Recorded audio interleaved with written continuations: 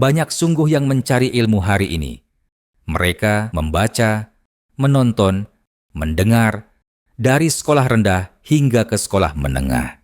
Dari program diploma hingga ke ijazah, dari kuliah YouTube hingga ke seminar mahal punya ceramah. Tapi setelah itu, diam, tiada perubahan, tiada tindakan. Ilmu hanya berlabuh di akal, tidak turun ke hati. Apatah lagi hendak terzahir dalam akhlak atau peribadi. Ilmu yang tidak diamalkan ibarat air yang ditinggalkan terlalu lama. Ia tidak lagi jernih. Ia bertukar menjadi takungan debu, kulat, dan penyakit. Ia tidak menyuburkan, malah membusukkan. Inilah yang dimaksudkan dengan gelas yang berdebu. Apabila ilmu sudah tidak lagi dihidupkan oleh amalan, bagai keldai peliharaan, dibela buat memikul kantung barangan, sekalipun tidak pernah ia tahu apa yang tersimpan dalam kantungan, sekadar ke hulu ke hilir mengangkut beban. Dalam bab ini kita akan menyelami hakikat, bagaimana ilmu yang tidak diamalkan bukan sahaja sia-sia, bahkan berdaya untuk merosakkan. Ilmu adalah cahaya, tetapi cahaya tidak berguna jika tidak diterangi buat menyuluh diri dan orang lain. Pelita tidak hanya menyimpan api, ia juga menyalakan ruang. Tanpa amal ilmu, menjadi cahaya yang terperangkap, membakar diri dari dalam. Barangkali atas sebab itulah, kita menganggap bahwa seorang guru itu hidupnya umpama lilin, meleburkan dirinya demi generasi baharu. Tahap pemikirannya dewasa, tapi terpaksa mengurangkan takat pikirannya sendiri, agar selaras dengan paras akal anak murid yang lagi mentah. Belum akil balik, belum tercapai akal. Bayangkan seseorang yang tahu akan sabar, justru tetap mudah marah. Ditegur baik-baik melenting, disuruh elok-elok mengamuk. Yang tahu soal ikhlas, tapi setiap gerak-gerinya mengharapkan pujian. Derma harus diambil gambar masuk dalam akhbar, biar orang maklum. Buat ibadah korban lembu, pilih bahagian mana yang ia mahukan.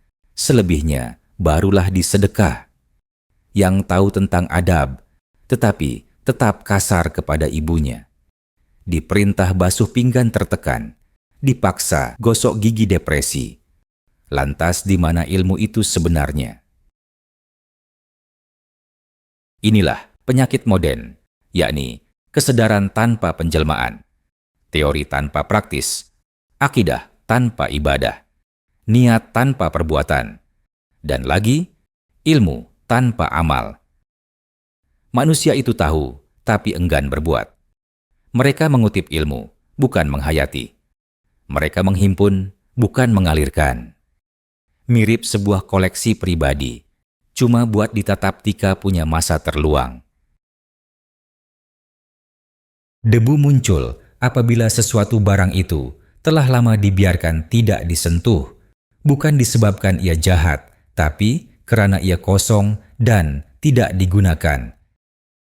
Gelas yang tidak diisi lama-lama akan dipenuhi dengan habuk, sarang labah-labah, dan sisa masa lalu. Maka, leluasalah gerila ulat kami tetep di wilayah yang sedemikian rupa. Dalam konteks kemanusiaan, debu itu adalah rasa sombong karena ilmu, walaupun tidak diamalkan. Contoh lainnya, merasa tahu, tetapi malas berubah, atau kekosongan rohani meski diri penuh dengan maklumat.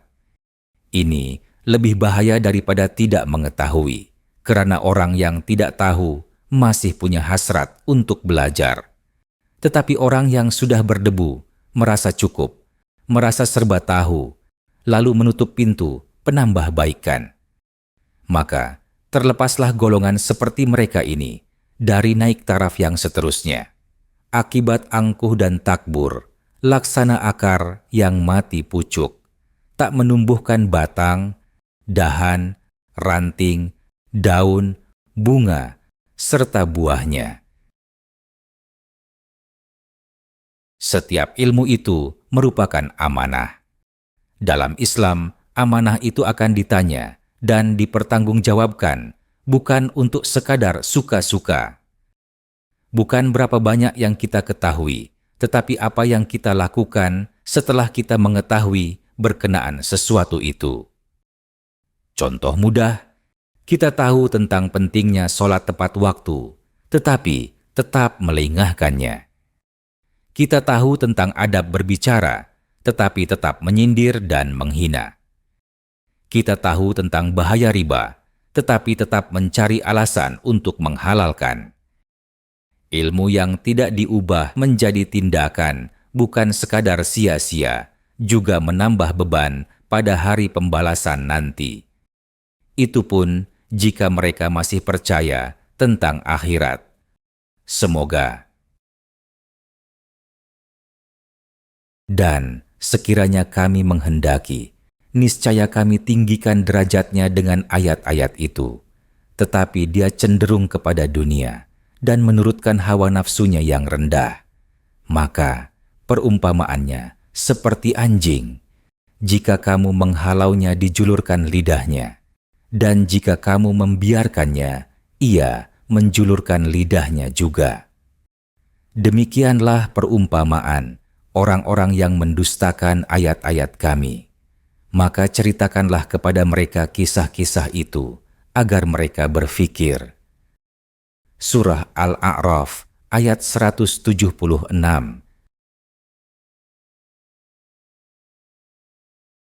Bila masyarakat mula semak dengan orang yang berilmu tapi tidak beramal, kita akan lihat agamawan yang petah berceramah, tetapi sombong di belakang pentas.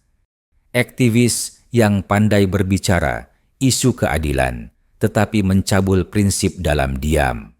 Dan pemimpin yang bersyarah tentang integriti, tapi mengurus harta rakyat seperti milik sendiri. Ini melahirkan kemunafikan kolektif yang mencorakkan sebuah masyarakat yang maklum tentang kebenaran, malah memilih untuk menutup mata dan memeran buta. Budaya cakap tak serupa bikin menjadi norma. Kebenaran menjadi slogan, bukan tindakan. Teori, praktikal, result. Kalau tiada tindakan, usah ditanya, tindakan susulan. Kalau tiada tindakan, masakan terhasil sebuah keputusan. Lalu caranya bagaimana kita membersihkan gelas dari debu? Tanya diri sendiri tiap kali belajar, apa satu perkara yang bisa aku ubah hari ini? Jadikan ilmu sebagai amalan kecil yang konsisten, bukan setakat teori buat debat semata-mata. Jaga niat. Belajar bukan untuk memenangi orang lain, tetapi untuk memperbaiki diri. Lihat ke dalam sebelum menunjuk keluar. Ilmu bukan senjata untuk menyerang orang lain, tapi cermin untuk melihat aib sendiri. Seperti air, ilmu yang diamalkan akan terus menyucikan. Tapi, jika dibiarkan diam, ia akan mengumpul debu dan akhirnya melahirkan kesombongan ilmiah. Dunia ini terlalu luas untuk disempitkan dengan personality negatif. Tidakkah seseorang itu merasa rugi sekiranya ia terlepas pandang akan sesuatu yang lebih mustahak akibat bongkak dan berlagak di hadapan kebenaran sejati? Ilmu adalah cahaya, tapi cahaya juga berupaya membakar jika tidak dikawal. Jangan hanya sibuk mengisi gelas, tapi lupa untuk meminumnya. Jangan bangga dengan hanya memungut kata-kata mutiara dari ahli falsafah, tapi kosong dari segi tindakan.